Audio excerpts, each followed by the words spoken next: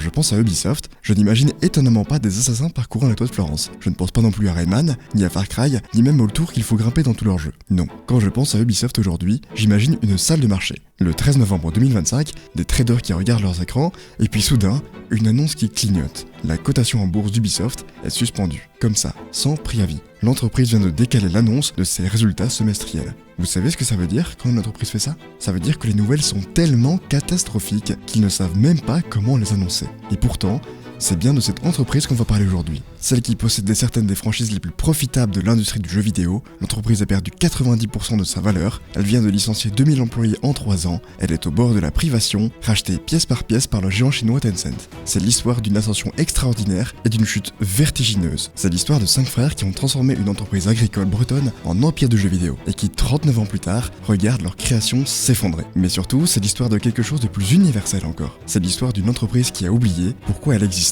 Laissez-moi vous raconter. Nous sommes en mars 1986, dans une petite ville du Morbihan appelée Carentoire. 5 frères se réunissent autour d'une table. Claude, Michel, Yves, Gérard et Christian Guillemot. Ils ont tous entre 25 et 30 ans. Ils viennent d'une famille d'agriculteurs profitables qui marche, mais ça n'a rien d'extraordinaire. Et puis Yves, le troisième frère, a une idée. Il faut que vous compreniez le contexte. En 1986, le marché du jeu vidéo explose. Les ordinateurs personnels commencent à se démocratiser, il y a l'Amstrad CPC, le Commodore 64, le ZX Spectrum. Ces machines envahissent les foyers français. Et avec elles, un nouveau marché, celui du jeu vidéo. Yves Guillemot dit à ses frères, on pourrait distribuer des jeux vidéo. C'est très simple, ils achèteraient des jeux vidéo ailleurs et ils les revendraient en magasin français. De la distribution pure, pas de création, pas de risque, les 5 frères disent oui. Ils créent Ubisoft Entertainment. Le nom vient de Union des Bretons Indépendants et Software. Bon, c'est un peu pompeux pour une boîte de distribution, mais voilà, ça sonne bien. La première année, ils distribuent des jeux, ça marche plutôt bien, ils ont l'œil pour repérer ce qui plaira au public français. Et puis assez vite, ils se disent, mais pourquoi on ne ferait pas nos propres jeux ? Parce que comprenez bien que distribuer c'est une marge ridicule, le vrai argent c'est dans la création. Alors en 1986, la même année que la création de l'entreprise, ils sortent leur premier jeu. Il s'appelle Zombie. C'est un jeu d'action-aventure sur Amstrad CPC. Le jeu s'inspire très fortement du film de George Romero, Dawn of the Dead. Vous incarnez des survivants dans un centre commercial infesté de zombies, et c'est un énorme succès. Le jeu innove, il mélange les genres, action, aventure, survival, les journalistes ne savent même pas comment le classifier. Alors ils inventent une nouvelle catégorie, action-aventure, et Zombie lance Ubisoft. Et retenez bien ce détail, parce qu'il va devenir crucial plus tard. En 1986, Ubisoft a connu le succès parce qu'ils ont pris un risque créatif. Ils ont fait quelque chose de nouveau, quelque chose que personne n'avait jamais vu. Ils ont innové. Les années qui suivent sont une montée progressive. 1988, 1989, 1990, Ubisoft sort des dizaines de jeux. Certains marchent, d'autres non, et c'est normal, ils les apprennent. Mais en 1995, ils sortent quelque chose qui va changer l'entreprise pour toujours. Rayman. C'est un jeu de plateforme créé par un jeune designer français appelé Michael Ancel. Il a à peine 22 ans. Le jeu se démarque par ses graphismes designés à la main, colorés, inventifs. Et le personnage principal n'a ni bras ni jambes, juste des mains et des pieds qui flottent. C'est bizarre, c'est charmant, c'est unique. Et Rayman est un triomphe critique et commercial. Il se vend à des millions d'exemplaires. Il devient la mascotte d'Ubisoft. Leur Mickey Mouse, leur Mario, et surtout il prouve quelque chose d'essentiel. Ubisoft sait créer des personnages iconiques, ils savent construire des univers, ils ont leurs pattes artistiques.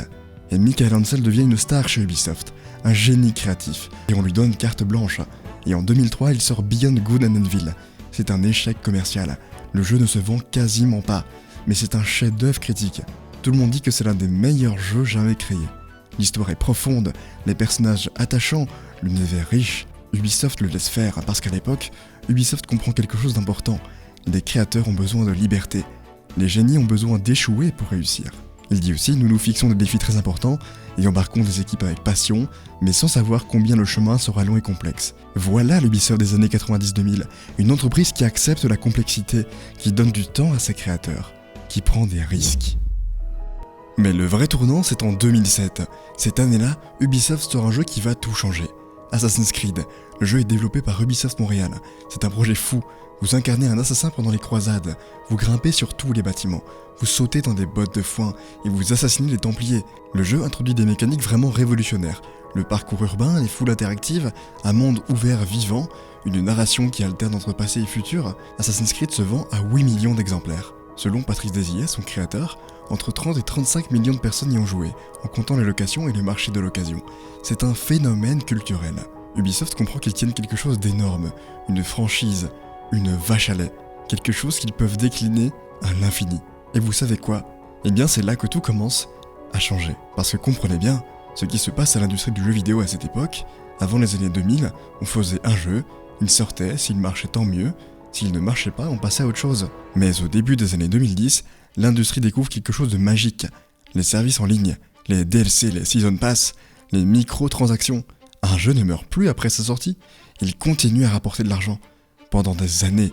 Yves Guillemot, le PDG, le dit lui-même en 2022, les jeux peuvent désormais durer 5 à 10 ans avec des revenus réguliers et l'objectif d'Ubisoft est de créer des jeux qui continuent à divertir les joueurs. C'est une révolution économique et Ubisoft va devenir le champion absolu de cette stratégie. Ils sortent alors Assassin's Creed 2 en 2009, puis Brotherhood en 2010, puis Révélation en 2011, Assassin's Creed 3 en 2012, puis Black Flag en 2013. Un Assassin's Creed par an, comme une horloge.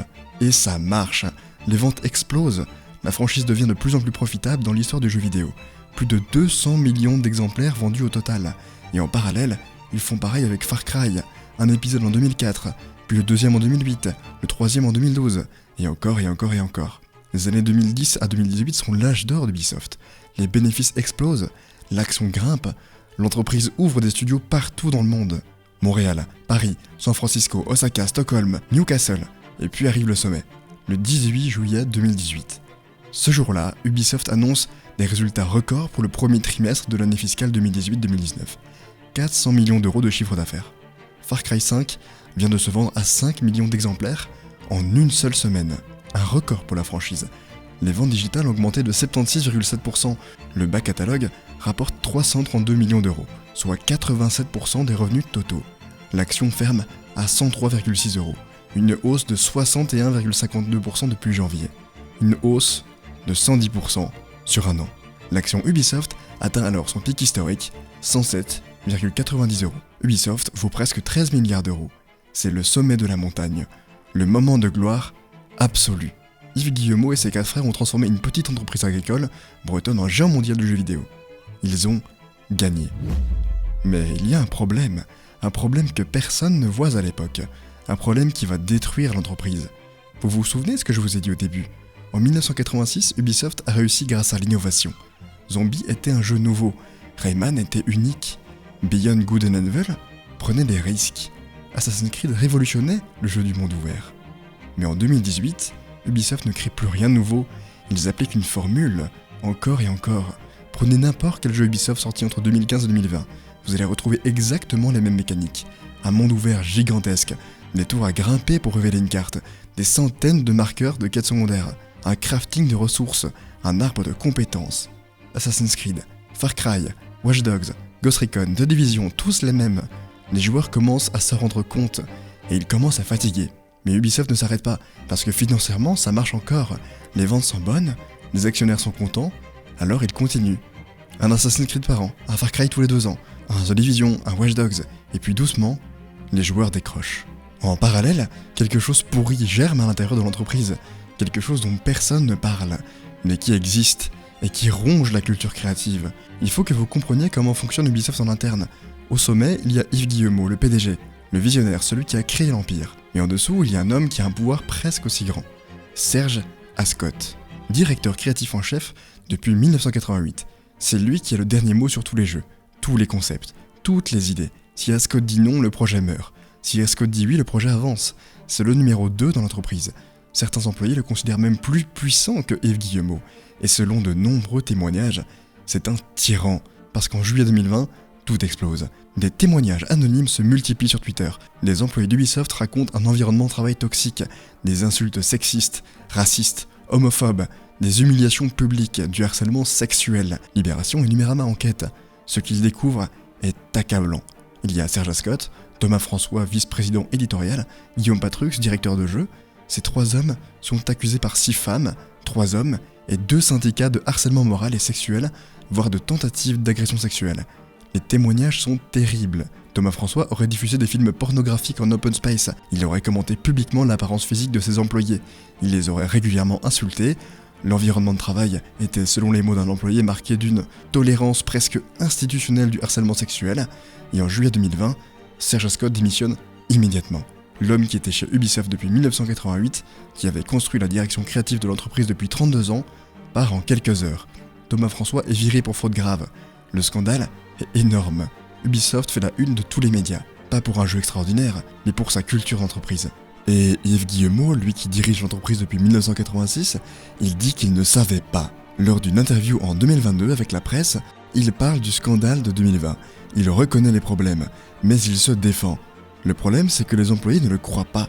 Comment le PDG d'une entreprise de 18 000 personnes peut-il ignorer pendant des années que son bras droit est un harceleur ? Certains employés demandent sa démission.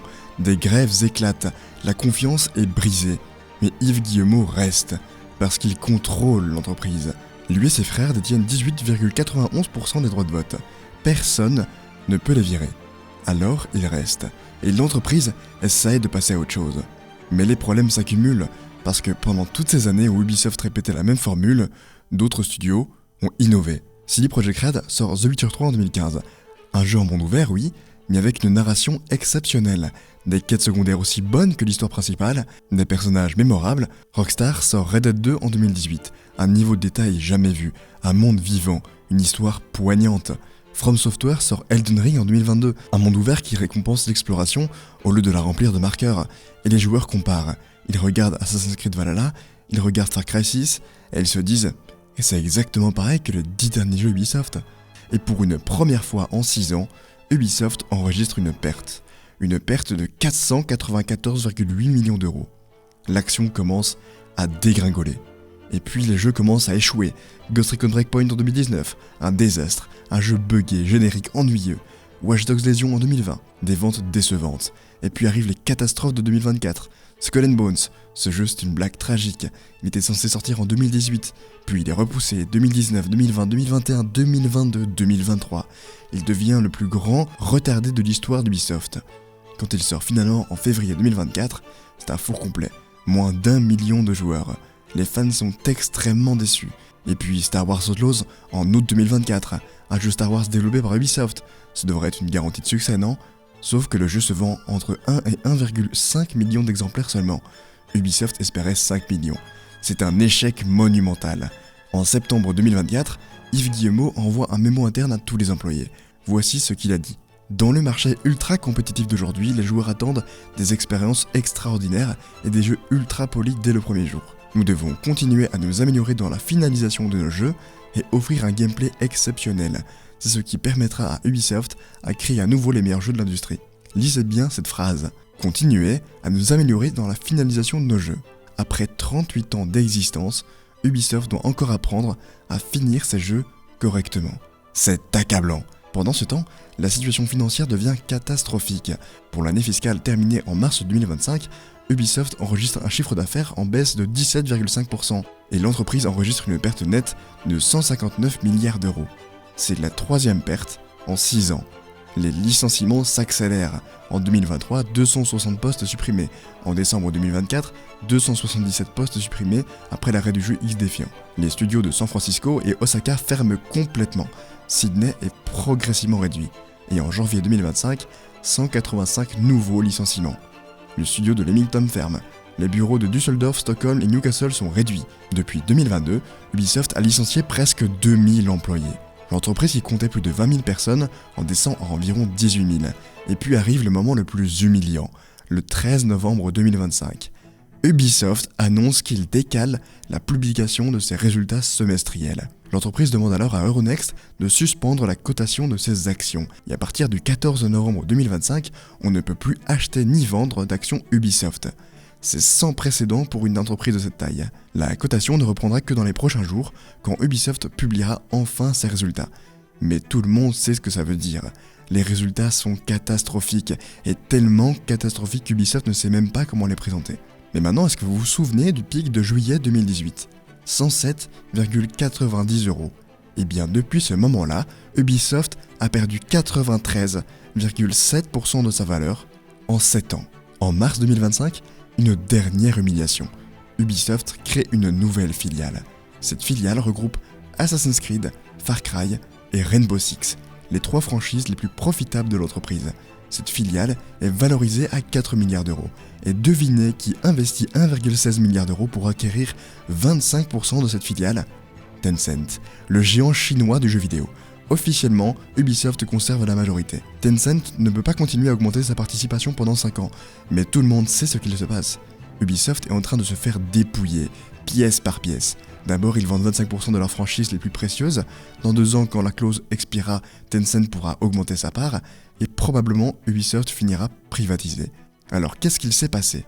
Comment une entreprise qui valait 13 milliards d'euros peut-elle tomber aussi bas ? Laissez-moi vous expliquer, il y a 3 raisons. La première, c'est l'arrogance. Après le succès d'Assassin's Creed, Ubisoft a cru qu'ils avaient trouvé une formule magique, un monde ouvert, des tours, des marqueurs, du crafting, et ils ont appliqué cette formule à tous leurs jeux. Et pendant quelques années, ça a marché. Mais ils ont oublié quelque chose d'essentiel. Les joueurs veulent de la nouveauté. Ils veulent être surpris. Ils veulent vivre des expériences qu'ils n'ont jamais vécues. Ubisoft a cessé d'innover. Ils se sont reposés sur leur laurier. Et quand les ventes ont commencé à baisser, au lieu de changer, ils ont juste fait plus de la même chose. La deuxième raison, c'est la culture toxique. Le scandale de 2020 a révélé quelque chose de profond. Ubisoft n'était plus un environnement créatif sain. Les meilleurs créateurs sont partis, Michael Ancel a quitté l'entreprise en 2020, Patrice Desilets était parti depuis déjà longtemps, ceux qui restaient travaillaient dans la peur de Ascot, peur de proposer des idées nouvelles, peur de prendre des risques. Une entreprise créative qui fonctionne sur la peur ne peut pas créer de grands jeux. Et la troisième raison, c'est l'incapacité à écouter. Regardez les mémos de Yves Guillemot, regardez ses interviews. Il parle de finaliser des jeux, de polir l'expérience, de gagner l'argument. Mais il ne parle jamais de créer quelque chose de nouveau, de prendre des risques, d'innover. Il pense que le problème c'est l'exécution, que si Ubisoft fait juste mieux que ce qu'ils font déjà, tout ira bien. Mais il ne comprend pas que le problème est structurel. Les joueurs ne veulent plus de jeux Ubisoft, parce que les jeux Ubisoft sont ennuyeux. Pas parce qu'ils sont mal polis, mais parce qu'ils sont tous identiques. Et le pire, c'est qu'Ubisoft avait toutes les cartes en main. Ils avaient de l'argent, des studios partout dans le monde, des milliers de développeurs talentueux, les meilleures franchises de l'histoire. Ils auraient pu faire des choses incroyables, mais non, ils ont préféré la sécurité, les suites, la formule. Et aujourd'hui, ils en payent le prix. Il y a quelque chose de tragique dans l'histoire d'Ubisoft, parce que c'est l'histoire de 5 frères qui ont tout construit, qui sont partis de rien, d'une ferme bretonne, et qui ont créé un empire. Yves Guillemot a 65 ans aujourd'hui. Il dirige Ubisoft depuis presque 40 ans. Il a survécu à la tentative de rachat hostile de Vivendi entre 2015 et 2018. À l'époque, Vincent Bolloré voulait reprendre le contrôle d'Ubisoft. Il avait alors accumulé 27,4% des actions. Yves Guillemot s'était battu comme un lion. Il avait dit que c'était une approche destructrice de la valeur, visant à une prise de contrôle rampante. Et il avait gagné. En mars 2008, Vivendi avait abandonné. Ils avaient vendu toutes leurs actions. Yves Guillemot avait sauvé son entreprise familiale. Mais 7 ans plus tard, il est en train de la perdre quand même. Pas face à Vivendi, mais face à Tencent. Et cette fois-ci, ce n'est pas un rachat hostile, c'est pire. C'est un sauvetage. Ubisoft a tellement échoué qu'ils sont obligés de vendre leur franchise pour survivre. Mais est-ce que Ubisoft peut se sauver ? Honnêtement, je ne sais pas. Les chiffres sont catastrophiques. L'action a perdu 93% de sa valeur. Les licenciements s'enchaînent. La confiance des joueurs est brisée. Il est possible qu'ils sortent un bon jeu un jour, mais un succès ne suffira pas, parce que le problème d'Ubisoft n'est pas un jeu qui rate, c'est une philosophie qui a échoué. Pour se sauver, Ubisoft devrait faire ce qu'ils avaient fait en 1986, en 1995, en 2003, en 2007, prendre des risques, innover, créer des jeux que personne n'a vus. Mais pour ça, il faudrait changer complètement la direction créative, redonner du pouvoir aux créateurs, accepter d'échouer pour mieux réussir après. Et je ne suis pas sûr qu'Yves Guillemot soit capable de faire ça. Parce que comprenez bien, cet homme a construit Ubisoft. Il en est le PDG depuis 1986. Changer la philosophie de l'entreprise, ce serait admettre qu'il s'est trompé pendant des années. C'est terriblement difficile. Mais voilà ce qui me frappe dans cette histoire. Ce n'est pas seulement l'histoire d'Ubisoft, c'est l'histoire de tellement d'entreprises qui ont connu le succès, puis ont échoué exactement de la même façon. Kodak, qui a inventé l'appareil photo numérique, mais qui a refusé de le commercialiser par peur de cannibaliser leur pellicule.